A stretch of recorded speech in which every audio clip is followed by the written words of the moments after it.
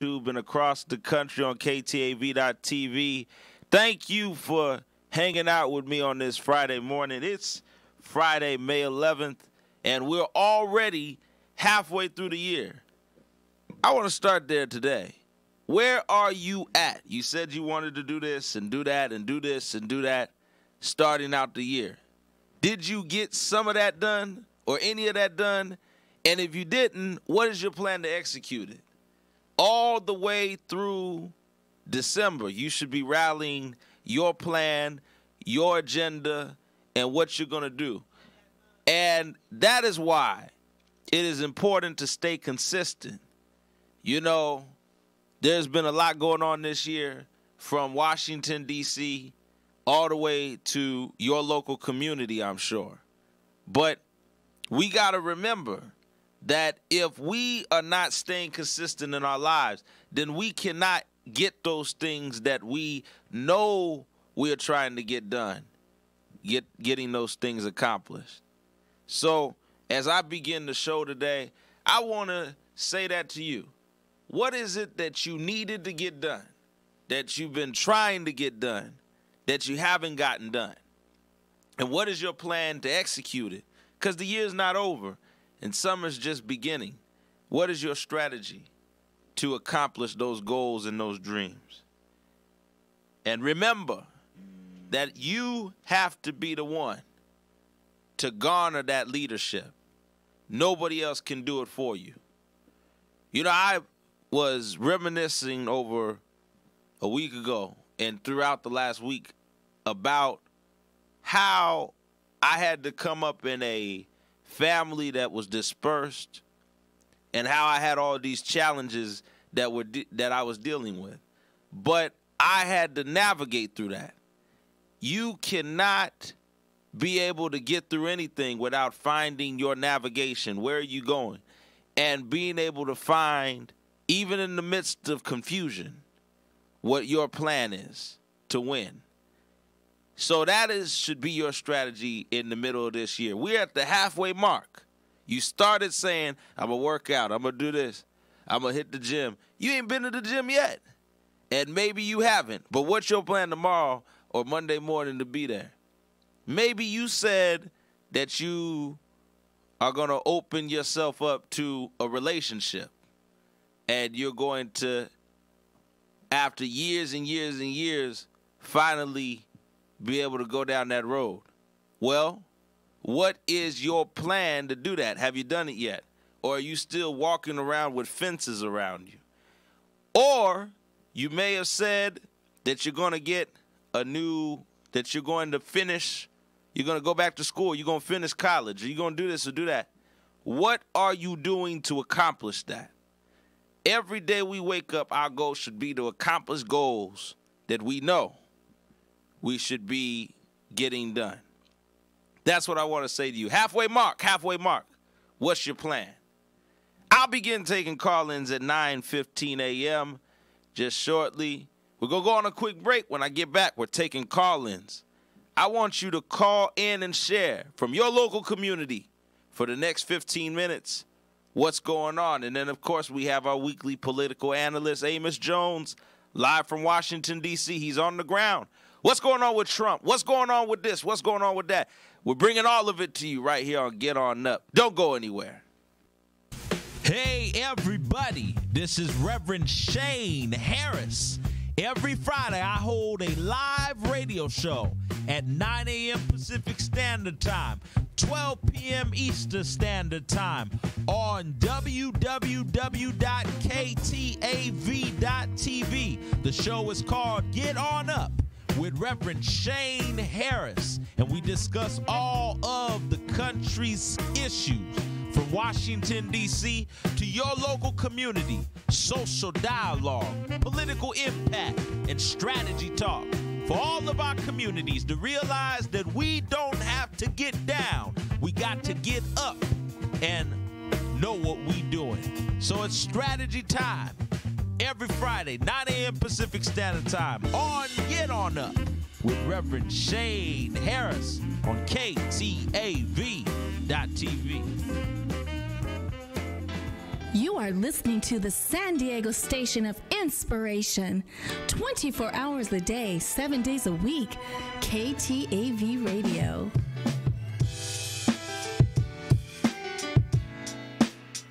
For more information on how you can advertise your business, event, or services, please visit us online at KTAV.tv or call 619-246-6131. We are also offering 30 and 60-minute time slots for your ministry or podcast. For more information on how you can become a part of KTAV Station of Inspiration lineup, please call 619-246-6131 or visit us online at ktav.tv/ministry. Hey everybody, this is Reverend Shane Harris. Every Friday I hold a live radio show at 9 a.m. Pacific Standard Time, 12 p.m. Eastern Standard Time on www.ktav.tv. The show is called Get On Up with Reverend Shane Harris, and we discuss all of the country's issues. From Washington, D.C. to your local community, social dialogue, political impact, and strategy talk. For all of our communities to realize that we don't have to get down, we got to get up and know what we're doing. So it's strategy time every Friday, 9 a.m. Pacific Standard Time on Get On Up with Reverend Shane Harris on KTAV.tv. You are listening to the San Diego station of inspiration. 24 hours a day, 7 days a week. KTAV Radio. For more information on how you can advertise your business, event, or services, please visit us online at ktav.tv or call 619-246-6131. We are also offering 30 and 60-minute time slots for your ministry or podcast. For more information on how you can become a part of KTAV Station of Inspiration lineup, please call 619-246-6131 or visit us online at ktav.tv/ministry.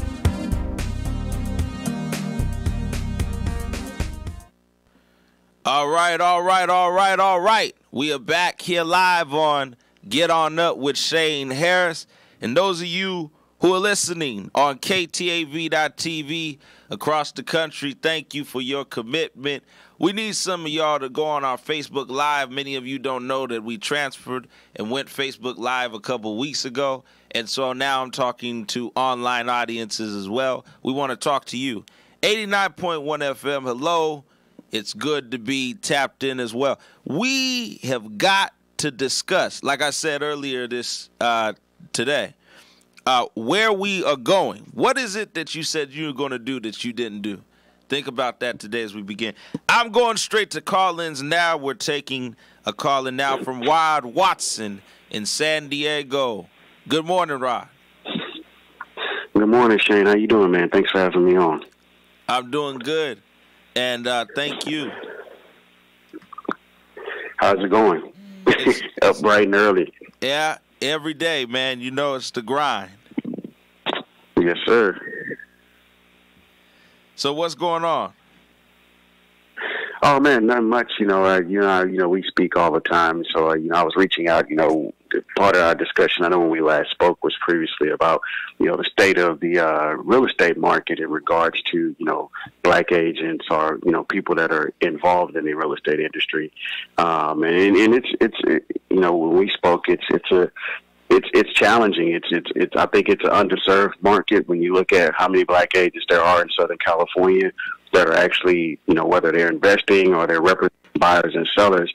There's so much opportunity there, and I think that it's definitely being overlooked for whatever the reason may be. And there's so much opportunity in regards to building a business and growing wealth, just even in our own communities in real estate. And you and I talked about this, and it's just such a lack of representation that I'm seeing it as a major issue now. And, of course, reaching out to you, seeing how we can spark more interest in, my 12 years of being in real estate. I'm at a point now where I'm giving more time back into coaching and helping agents develop and, create, businesses that they can actually grow and hire more agents that look like them to come into the business to reduplicate the process of buying and selling and investing in real estate. Right. Let me ask you this before we move on to the next. How does one get involved in real estate, and how does one excel in it? You've been, I think, one of the leading guys in Southern California as a black man. You've galvanized so much attention in the real estate industry. Mm-hmm. How does one start and excel in it? I think one just has to make the decision that they're passionate about. One, real estate architecture. Two, about helping people, and three, they have to just make their mind up that they want to get into the business by one getting their license, and then I would recommend they would then reach out to someone like myself or someone else that they may have relationships with that have built success in real estate and begin to provide, whether it's request mentorship or do an internship to determine whether or not it's really a career they want to move forward and invest their time and efforts in. All right. Thank you so much, my brother, for sharing this morning in detail what exactly folks need to do and the disparities in this industry. And I think you and I have discussed what we're going to do around this. I think we've discussed that we are going to have a summit in Los Angeles this coming fall. And we're going to have some of the top leaders from entertainment to the business sector coming to the table to talk about how we deal with some of these economic issues, from real estate to construction to all of these issues that across the map that blacks must have access to. So certainly we are looking forward to that. All right. Thank you so much, Rod Watson. Yeah, thank you as well, man. You have a great one. All right, you too. And now we move on to our next caller. We are taking Brother Hamid Abdul Rahim, who is also the president of the National Black Contractors Association. Hamid Abdul Rahim, good morning, sir. Good morning, Reverend Shane Harrison. How are you doing? I'm doing well. It's bright and early. Good. Well, listen, I appreciate the invitation here to have a chance to chime in to find out on what address the current issues of African Americans in construction and contracting and what's happening systemically across the country.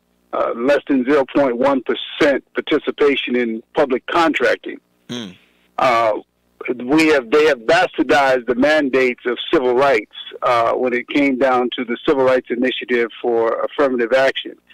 The technology that was used to derail the programs here in California was the Ward Conley Initiative. The so-called Civil Rights Initiative have basically destroyed any type of efforts for government to try to mandate or support inclusion and participation. So we're really at a crisis. Right. Go ahead. No, go ahead, my brother. No, you can go ahead. Well, so what we're dealing with is that we're dealing with a city that there's no affirmative action programs. There is a SLBE, Local Small Business Enterprise Program, that's been reduced from 10% down to 8%. And those programs are basically being rolled back. And what's happening is that we see a plague of unemployment in the construction industry, basically in the heart of the African American communities. Churches that were basically hiring black contractors are no longer hiring black contractors, so we're doing it to ourselves as well. And so, what's happening is that you're looking at the numbers. And the last stats that we've taken with the city of San Diego, we have a great initiative. This mayor here is very pro-friendly to inclusion, and he used a tool that was very successful on the Skyline Branch Library to allow 70% local hiring participation. it was a model of success, and it's a model that needs to continue to happen, because as you drive up and down Imperial Avenue, you see no African-American involvement.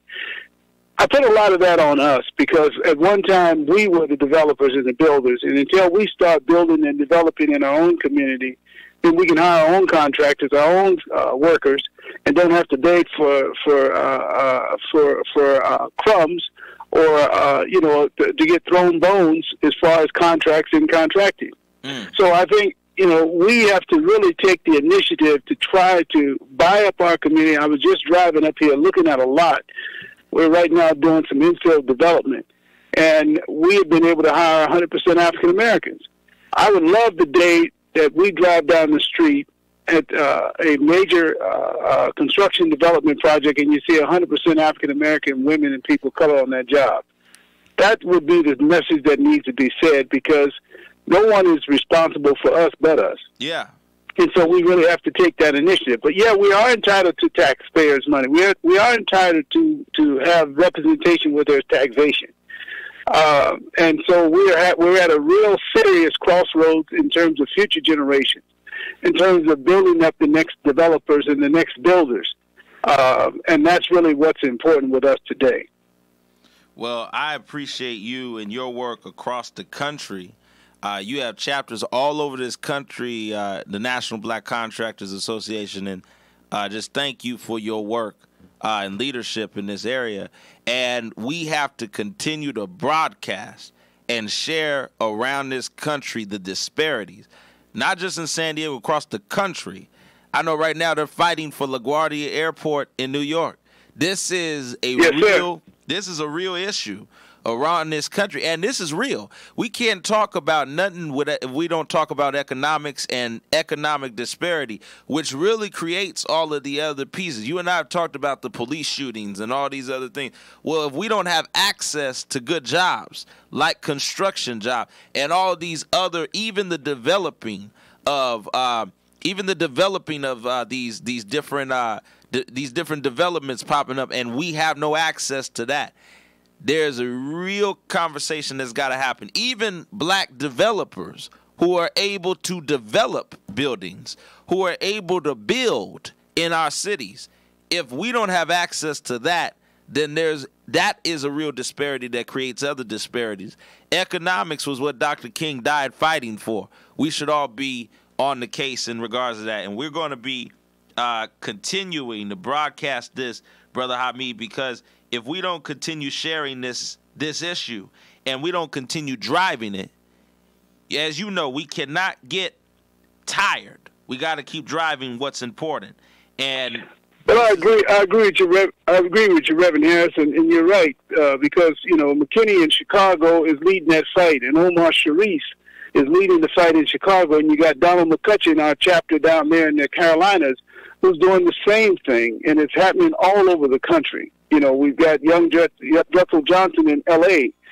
Holding the line, and really what they have done is compromise a lot of our initiatives, but we really have to fight, and we really have to strive to become more self-sustained and create our own jobs, build our own churches. Right. Any opportunity that we have to employ ourselves, we need to do that, because we're being left out of the global community. Right. And we're relegating ourselves to beggars and looking for handouts as opposed to stepping up and doing something for ourselves. And that's very important. Say that, So man. we have to fight for what's there.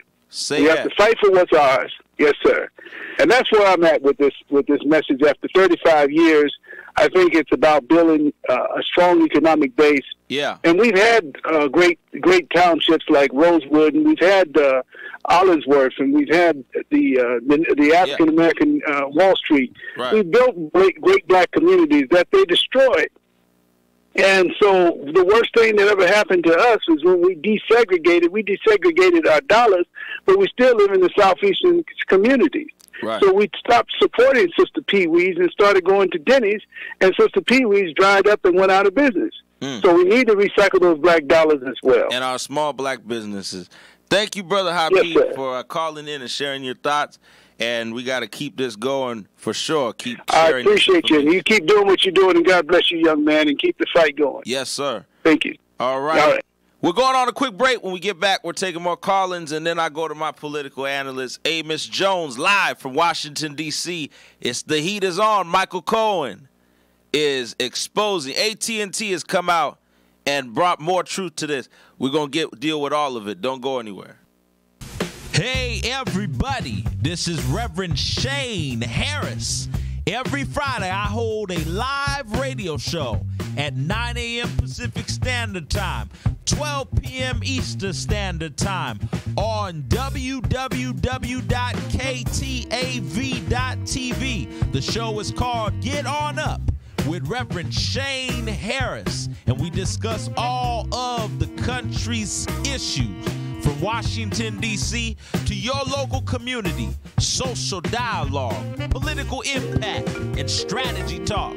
For all of our communities to realize that we don't have to get down. We got to get up and know what we're doing. So it's strategy time every Friday, 9 a.m. Pacific Standard Time on Get On Up with Reverend Shane Harris on KTAV.TV. You are listening to the San Diego station of inspiration. 24 hours a day, 7 days a week. KTAV Radio.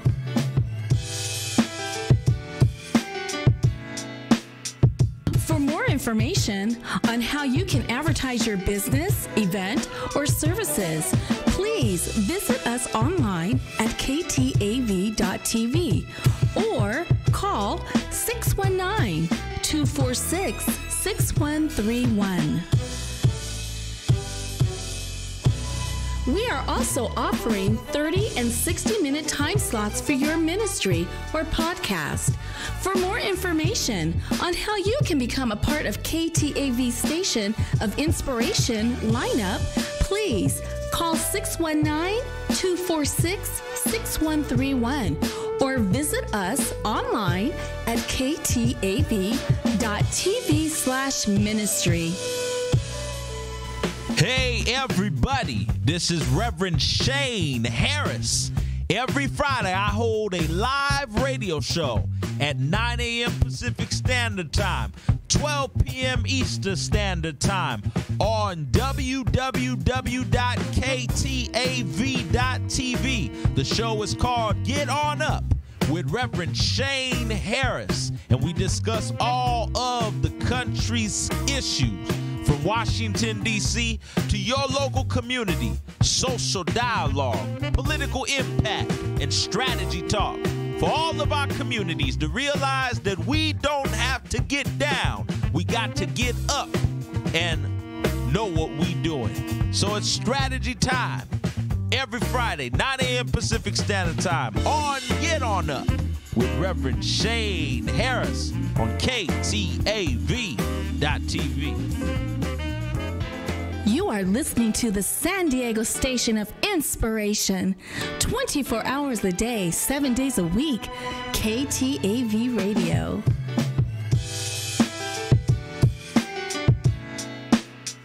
For more information on how you can advertise your business, event, or services, please visit us online at KTAV.TV or call 619-246-6131. We are also offering 30 and 60-minute time slots for your ministry or podcast. For more information on how you can become a part of KTAV Station of Inspiration lineup, please call 619-246-6131 or visit us online at ktav.tv/ministry. Hey, everybody. This is Reverend Shane Harris. Every Friday, I hold a live radio show at 9 a.m. Pacific Standard Time, 12 p.m. Eastern Standard Time on www.KTAV.TV. The show is called Get On Up with Reverend Shane Harris, and we discuss all of the country's issues, from Washington, D.C. to your local community, social dialogue, political impact, and strategy talk for all of our communities to realize that we don't have to get down. We got to get up and know what we doing. So it's strategy time every Friday, 9 a.m. Pacific Standard Time on Get On Up with Reverend Shane Harris on KTAV.TV.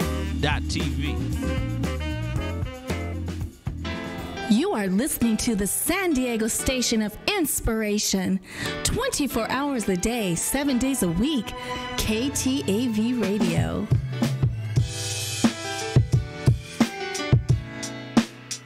For more information on how you can advertise your business, event, or services, please visit us online at KTAV.TV or call 619-246-6131. We are also offering 30 and 60-minute time slots for your ministry or podcast. For more information on how you can become a part of KTAV Station of Inspiration lineup, please call 619-246-6131 or visit us online at ktav.tv/ministry. All right, we are back here live on Get On Up with Reverend Shane Harris, and I'm gonna go straight. I'm gonna cut the call-ins right now. I want to go straight to Washington D.C. with Amos Jones because I think it's important what's going on right now. They're breaking news on this Michael Cohen situation, and we need to really be clear about what the president is doing, and particularly his history with his lawyer and all these things kind of breaking out. And, of course, I have weekly our analysts who chime in from California to Washington, D.C., those who are in media who really break down the logistics of what's going on. And I'm going live to Washington, D.C. with Amos Jones, our weekly analyst. Amos, good morning. And good morning. Lots of news. Yeah, lots of news. I want to start with this. Michael Cohen situation that is breaking out because this is really, really something. Mueller's probing donations with foreign connections to Trump inauguration, and this obviously comes on the cusp of AT&T and what they've come out with in regards to Mueller. I want you to go in detail about this and tell us a little bit about what this means in regards to the FBI and everyone kind of going after the president in regards to his history as they get closer to what actually is going on. Tell us a little bit about this. Yeah, we have a full range of transactions, really, that have been under scrutiny. What's fascinating to me is that these date to before the election in the case of Michael Cohen. And we do have, while we should remain skeptical of searches and raids on attorneys' files, because when an attorney's office is seized, his client's information is seized as well. And that's a problem. But there are reasons to do that, and one would have to go before a judge for the proper warrant, which was done. So we can't assume that it was a correct decision, but it's so extraordinary it might be. And now we're finding out some of the details, and it's about pay to play, really, again. Right. And that's what we do here. Unfortunately, everybody's a whore now. Everybody's trying to figure out how to capitalize on not their skill in services they provide, but just in terms of whom they know and whatnot. And that's what it is. It's influence peddling. Now, maybe he didn't register as a lobbyist and should have. There are highly paid, highly respected people in Washington all over this town who are doing the same thing. The difference is they're registered. And that's the... and they have to go through the ropes of being registered. I mean, this is right. He shouldn't be able to just go around the go Yeah, around the there building. are reports and there's accountability, but the Federal Lobbying Disclosure Act does not have the reporting burden of, for instance, the Foreign Agents Registration Act of 1938, where in the FARA, under that, registrants must file with the Department of Justice every 6 months every activity reports of what they did and whom they met with. Right. Why? In the beginning, they have to disclose the contract, which shows what they're being paid by whom to lobby. And this is for foreign interests in American politics. So the domestic one doesn't even include that, which is interesting because it would be nice if we always knew all who is pulling and paying whom, but we don't. And it's coming out on Michael Cohen in a very unfortunate way for his own doing, because we now come to learn that he wasn't even really a real attorney. If you're operating and you're not serving clients in any way in terms of the law, you're really a lawyer in name only. And I question how you could declare that you're actively practicing law when you're just using a law office to be a fixer of things with things that aren't really.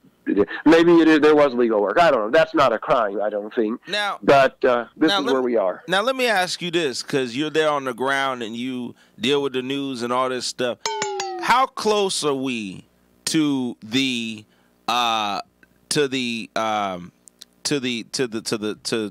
Mr. Trump not being president anymore? How close are we to actually getting him out of office? I mean, are we? Oh, nowhere near that. If impeachment were held today, and Congresswoman Maxine Waters has been stuck on this. Right, he would be acquitted. Right, she's just like Newt Gingrich in 1998. I'm old enough to remember it was the same thing. That's Newt Gingrich in 2009 when President Obama won. No, there was a real impeachment of Bill Clinton. Bill Clinton got impeached. Well, yeah, we all remember. We always forget, like, he got impeached, and he was acquitted because it was political. It's a political process, the trial. Now, and Bill was impeached. On the other hand, it was not as serious. But Bill was impeached because of his interactions with. Right, which is different. And from this guy can just run around and do it all, and nobody's. Well, if that's what happened, if that's what happened. But, again, I can't see the Republicans as currently constituted. Now, a bunch of them are leaving. What is it? More than 20 members of the House are not going to run for re-election, Republicans. So we don't know what we're going to have for the last 2 years of President Trump's first term. Right. He's been in office for 16 months. It seems like forever because there's so much news all the time with him. And there's so much angst on the part of the left where they feel like it's been an eternity. Well, there was a special counsel 4 months into his term. So it was a year ago this month, though. Time does fly, Reverend Harris. I posted a video on Facebook today from YouTube where I was talking about the Campbell Law situation and the discrimination and things and personnel problems there over the years. And I mentioned that Rod Rosenstein was our commencement speaker at Campbell Law School this morning, and he was shown on MSNBC. But we don't want to forget that a year ago this month, he's the one who supplied the rationale, justification, and legal grounds to get rid of James Comey.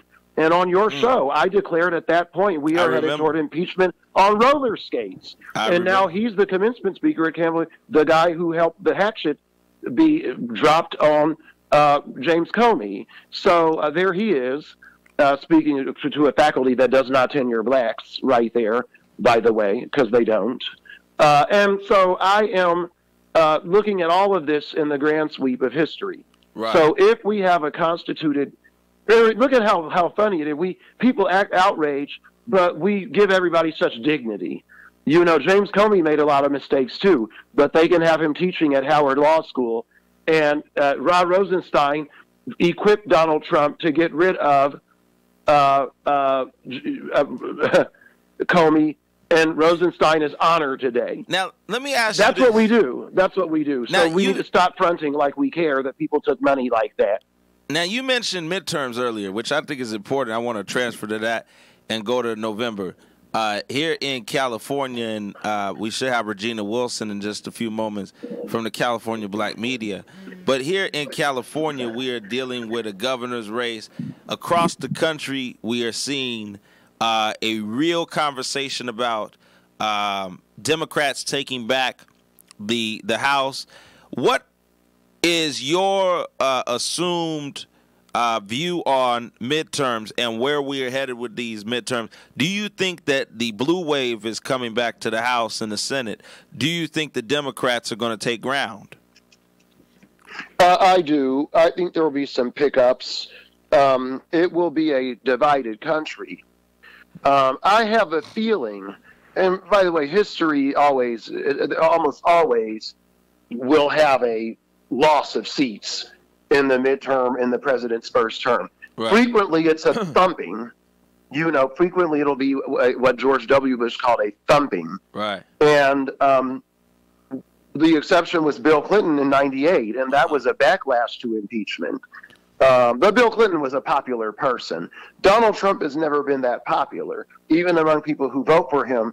There's an intensity among not even the Republican base, but among a subset of voters, what Hillary Clinton called deplorables, unfortunately, not accurate. But we will see some pickup. I'm not ready yet to project. I have to wait for these primaries before I can tell you which party I think will wind up with control. Right. But the House is important because they're the ones who bring the articles of impeachment. But the trial is in the Senate. Yeah. And the Senate is very unlikely to remove a president unless you have very, very liberal people. Even Doug Jones out of Alabama would be hard-pressed to vote for impeachment because it's Alabama. What about Joe Manchin from West Virginia? Is he really going to vote to impeach Trump? Do they have that? No. That's why it's in the White House, in the Congress. Removing the president and undoing a national election is a very big deal. That's why Bush versus Gore was probably the worst decision in the history of the Supreme Court. I mean, obviously, some decisions were worse in terms of what they did to people, but in terms of legal procedure and precedent, it was terrible. That's why the court said that decision could not be used for precedent, which is just horrendous. So, we have these processes in place for a reason. What would be better for Democrats, instead of spending all this money on Michael Avenatti and a television whore, Stormy Daniels, she's a television whore. Donald Trump's a terrible person in the sexual realm, we know. So is she. We don't need to get it twisted here. This is pitiful what we see happening and being normalized. But we don't need to be putting our hopes in her. We need to be finding better candidates in the tradition of Bill Clinton and Al Gore. I always joke, I used to be a liberal in 1996. Now I'm a moderate independent. Right. So, we got to find some people who can win elections and be appealing. And the Democratic Party has always done better with that in recent years, in the last 30 or 40 years, I would say. But the Democratic Party better speak to their base this year. And that was what went wrong in 2016 with Mrs. Clinton. She was not pressing in on the base of voters that were actually going to be there. We're going to go on a quick break. When we get back, we're going to keep this discussion going. Amos Jones is live from Washington, D.C. with all of the latest breaking news. Don't go anywhere. Hey, everybody. This is Reverend Shane Harris. Every Friday, I hold a live radio show at 9 a.m. Pacific Standard Time, 12 p.m. Eastern Standard Time on www.KTAV.TV. The show is called Get On Up with Reverend Shane Harris, and we discuss all of the country's issues.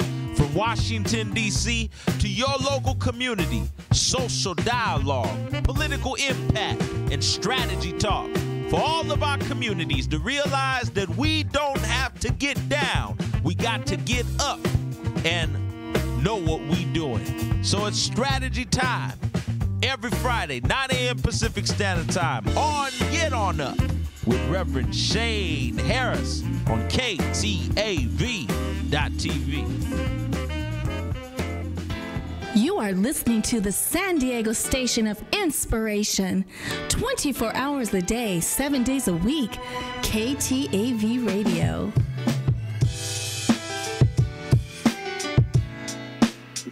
For more information information on how you can advertise your business, event, or services, please visit us online at KTAV.TV or call 619-246-6131. We are also offering 30 and 60-minute time slots for your ministry or podcast. For more information on how you can become a part of KTAV Station of Inspiration lineup, please call 619-246-6131 or visit us online at ktav.tv/ministry. Hey everybody, this is Reverend Shane Harris. Every Friday I hold a live radio show at 9 a.m. Pacific Standard Time, 12 p.m. Eastern Standard Time on www.ktav.tv. The show is called Get On Up with Reverend Shane Harris, and we discuss all of the country's issues, from Washington, D.C. to your local community, social dialogue, political impact, and strategy talk. For all of our communities to realize that we don't have to get down, we got to get up and know what we doing. So it's strategy time every Friday, 9 a.m. Pacific Standard Time on Get On Up with Reverend Shane Harris on KTAV.TV. You are listening to the San Diego Station of Inspiration, 24 hours a day, 7 days a week, KTAV Radio.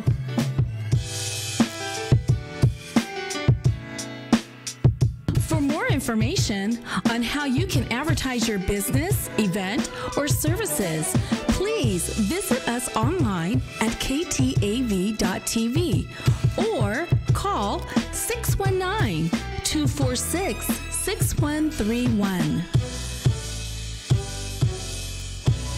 We are also offering 30 and 60-minute time slots for your ministry or podcast. For more information on how you can become a part of KTAV Station of Inspiration lineup, please call 619-246-6131 or visit us online at ktav.tv/ministry.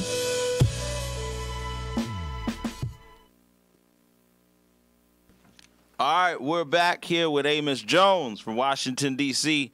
Hey, Amos. Yes, Rev. All right. Amos.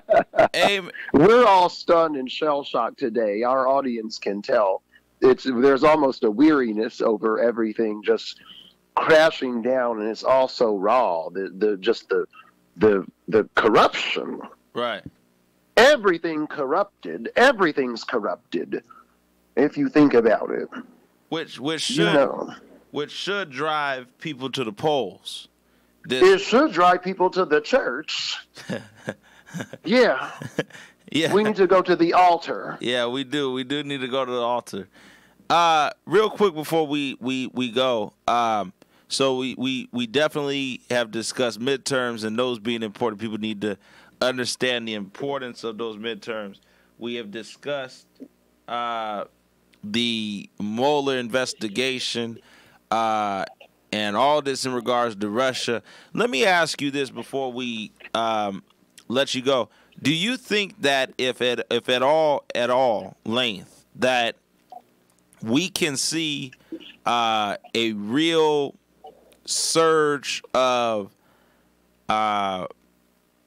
I think, a real surge of states like West Virginia, which I think Blankenship, I think, is in the running there. And this whole conversation, he's kind of like a Trump poster. Like he really is trying to follow after Trump, but Trump will not endorse him. Do you think that states like West Virginia will go that route? Do you think that his base is really energized? Well, look, two things. One, we have the Ronald Reagan Iran-Contra model. Ronald Reagan could have been impeached over Iran-Contra, but he was just too popular for Democrats to fool with that, and likable. Donald Trump is not that popular, and he's mildly likable to people. But also, the economy was booming under Reagan, just like Bill Clinton.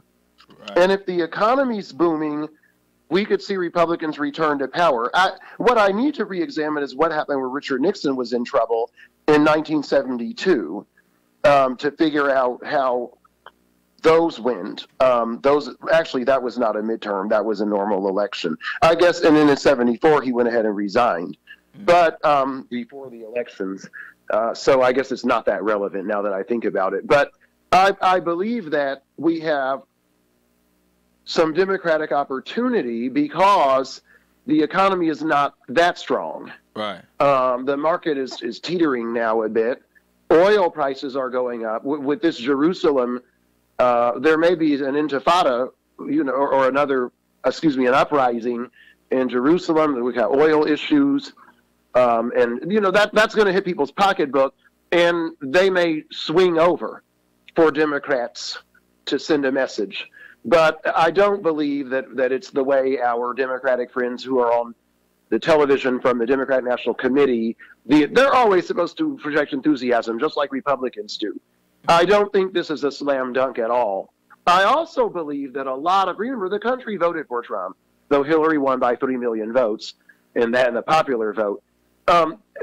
People wanted something different. This North Korea thing is probably going to work miraculously almost.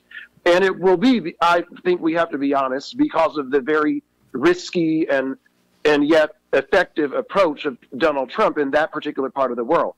That doesn't mean you can replicate that anywhere else. But right. Yeah. And by the same token, there are a lot of moving parts this year. Yeah. And it could go either way. It really could. It really could. But I don't think Democrats need to understand they were outraged from the beginning. Democrats were outraged with Donald Trump when he, mocked a handicap or whatever. So, we all remember that. Right. So we can't be stuck in just thinking the way we think. There are people out there who voted for Donald Trump in Michigan where he won Michigan. Right. So we have to be honest about, again, what we're not doing. And I think even though I'm an independent. And I think Democrats need to realize what happened in 08, right? What happened in 08 was what happened in contrast to 2016. That's right. I'm glad you brought that up. That's exactly right. That's what I meant to bring up. They ran a candidate who was speaking to people. And these were people from all different backgrounds. I mean, Barack Obama was Trump in 08. Let us be clear, or Trump is Obama in 08. In terms of being the antidote to the current person. Because they were speaking. That's exactly right. Because they were both speaking to, and Obama definitely did it. I mean, he revolutionized voting in states like Michigan, where people were. You had white collar, you had whites who were working white collar jobs and so on and so forth. You had many poor whites who were listening to Obama because Obama was saying, we're going to mobilize for you. We're going to do it. So this is in contrast what Democrats need to say. We're going back to 08. We need to run a candidate who's going to talk about this kind of stuff. And that was what Barack Obama did. Yes, he did it more professionally, and yes, he did it more clear-cut focus with real educated answers, which is a big difference from the guy that currently holds the White House, because this guy has no facts. He shoots from the hip. He's not educated on even nowhere near the magnitude Barack Obama was, but I wouldn't say nowhere near, but that is true. Absolutely not. I mean, absolutely not. He makes words up that were never words. I mean, now we all do that. I mean, but this guy does it on a greater magnitude, and he's the president. So this is what we're dealing with. But you have to give him credit, though. He did resurrect my hero, Frederick Douglass. He brought him back from the dead, so we have to give credit on. Shut up, Negro. Shut up. Frederick Douglass is doing a great job. I think real clearly, though, Democrat, we're going to move on from this conversation because I don't know it's going sour. I think I have a Trump supporter on my radio show. But I do think clearly, for those of y'all out there in Michigan and in Florida, those of y'all who listen to this show, and in New York, we need to realize that if we do not mobilize candidates who will reflect what real people are going through every day, we will not be able to speak to this nation. And that is what Democrats need to run. They need to run somebody who's going to really, really, really chime in on that conversation. Not give political talk, but like Barack Obama did in 2008, speak to people, speak to the base, speak to everyday people, get them involved. And that is how Democrats could take back the presidency, the House, and the Senate, and that would be the key in November as well. We have a very competitive race here in California for District 49 Congress, which is up. It's a big race. Darrell Issa is not running again. We have many Democrats who are running that in that election. You have across the country. You see West Virginia, all these. We've got to realize the importance, and even gaining back the governorships, which really is the next step to that too. Here in California, we have a very competitive race. For those of you who've been watching, Gavin Newsom and Antonio Villaraigosa and Delane Easton, those who are running for governor. And we hear that we could not get Regina Wilson on today. She's got something else she's doing.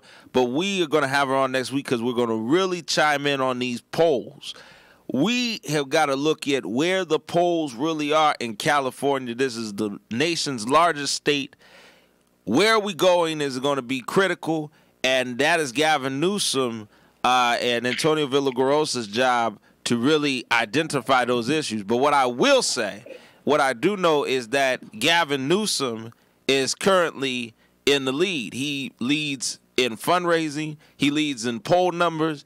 And it's because Gavin Newsom is speaking to the base of people that, many of the same people who voted for Barack Obama in 2008. This is what's critical. I think the Democratic Party needs to realize how critical Obama was.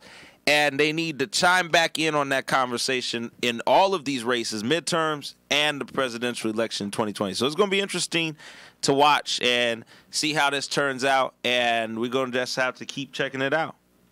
Amos, give us the last word for the week. Well, where are we going? The word is we know that President Trump is in trouble and in battle. We know that his lawyer Cohen is in battle. There's a can of worms there. But I believe that we may see in the coming week, Reverend Harris, a outreach to African-American women by President Trump, because rumor has it here in Washington, he will be receiving for a meeting in the White House Harriet Tubman. So on that note, it never ends.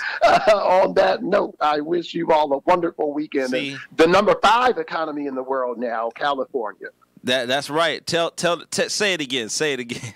I said the number 5 economy in the world, California. I can't help it, y'all. I'm a Cali boy. I mean, I really can't help it. This is just who I am. Amos, thank you so much for calling in and sharing your pro-Trump thoughts. I really appreciate you every week. I'm objective.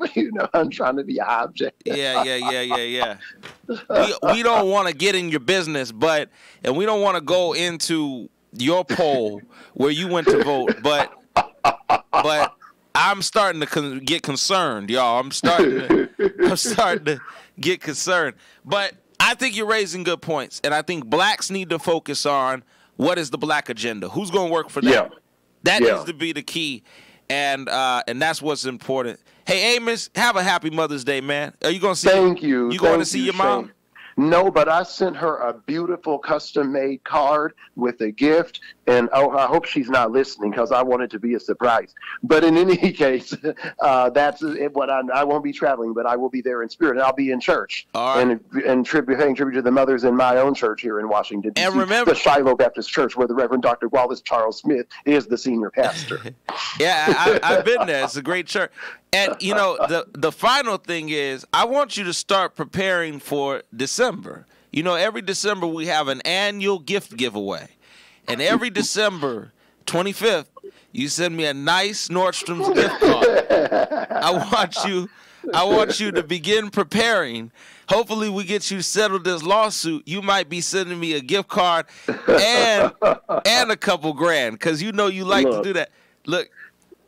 Go ahead. I am coming back to San Diego because it's a lovely town, great people. In fact, I owe one of the Panthers a phone call. I owe him a call from weeks ago, and I'm going to call him back because there were great people there, and I'm looking forward to coming back and doing it live again one of these Fridays on the show and Saturdays at the Hall of Justice. That's right, House of Justice. House of Justice. For those of you in San Diego and across the region, I want you to prepare. We're closing out the show now, but I want you to be there at the House of Justice tomorrow at the Saturday Action Rally at the National Action Network. We are honoring the mothers of the movement, from Jonathan Cornell's grandmother to Alfred Alongo's mother to some of the other mothers in the fight for justice. We want you there tomorrow at 10 a.m. The address is 1728 South 39th Street, San Diego, California, 92113. Show up. We are honoring the mothers tomorrow, and we want you to be there and bring your mama with you. And let's pack the House of Justice headquarters out this Saturday. 10 a.m. tomorrow, I want you there. I'll be giving a keynote about mothers and the significance of mothers in the fight for justice. You don't want to miss it. I want you there. And for those of you online, on YouTube and Facebook, thank you for watching. I want you to go follow me on Twitter at Shane Harris Now, Instagram at Shane Harris Now, and let's stay connected in the conversation. Thank you for watching live online. Have a great Mother's Day weekend. And for those of you around